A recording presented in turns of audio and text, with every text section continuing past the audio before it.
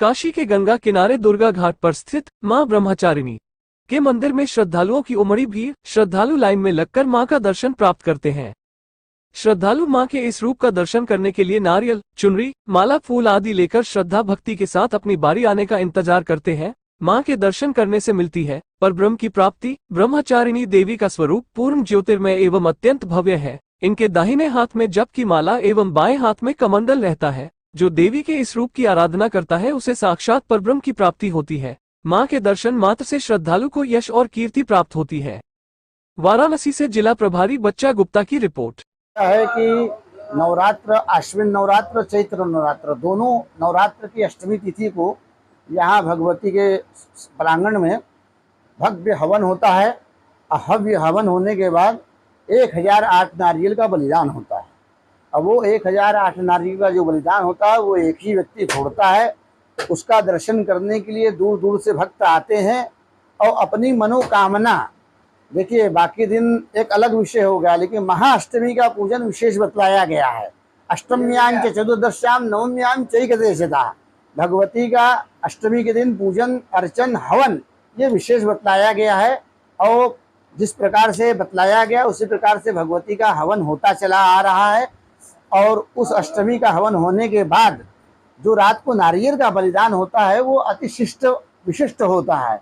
ये नारियल का बलिदान होने पे क्या है कि देखिए एक नारियल फोड़ना अलग हो गया और ये जो है संख्या जो होती है 1000 नारियलों की हो जाती है, तो वो कहते हैं महाबली। समझे ना, जिस प्रकार महादेव, देव तो सभी हैं लेकिन महादेव एक ही हैं, समझ रहे ना। तो ये जो बलि होती है ये महाबली हो जाती है। तो इस बलि की महत्वता कई गुना अधिक बढ़ जाती है। तो इस बलि का प्रसाद लेने के लिए दूर दूर से बलि का दर्शन भी करने आते हैं।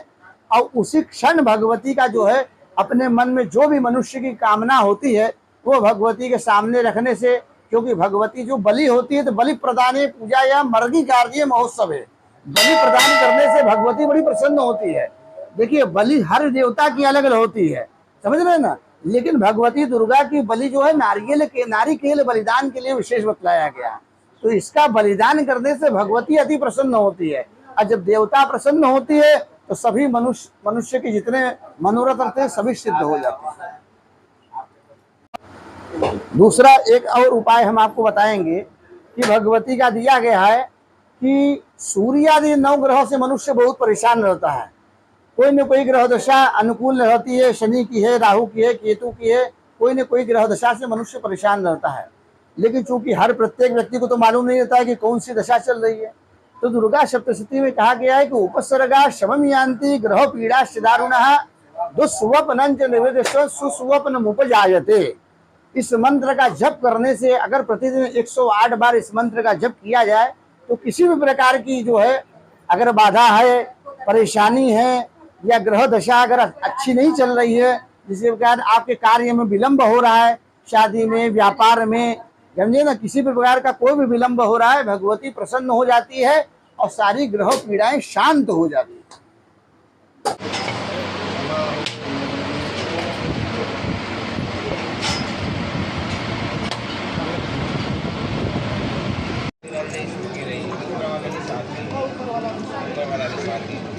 से रह जाए बेईमानी को मतलब 4 दिन रही, 4 दिन के बाद नहीं फिर हो जाएगा। कहिए